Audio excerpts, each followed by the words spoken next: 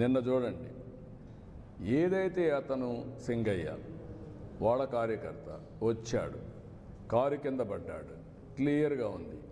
మానవత్వం అంటే ఏం చేసి ఉండాలి? మీరు వాడిని హాస్పిటల్కి తీసుకెళ్ళాలి కదా. తర్వాత ఏం జరిగిందో అది వేరే విషయం.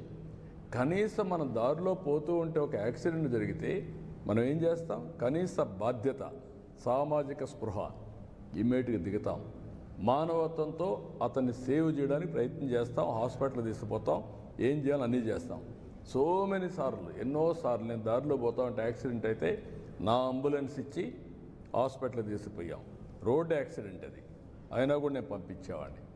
కనీసం నువ్వు నిలబడకుండా, కనీసం దాన్ని నీ మనుషులు అక్కడ ఒక కుక్క పిల్లని మారి తీసి రోడ్డు మీద పక్కన బారేసి, చెట్ల కింద బారేసి మీరు వెళ్ళిపోయారంటే, కంపల్లో బారేసి మానవత్వం ఉందా మీకు?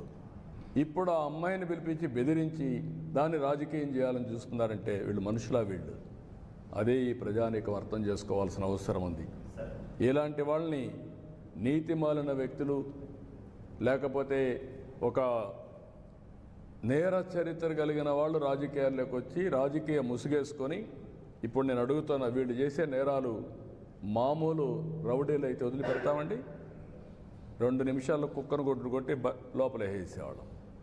అన్ని అరాచకాలు చేయడం మంచిది కాదు.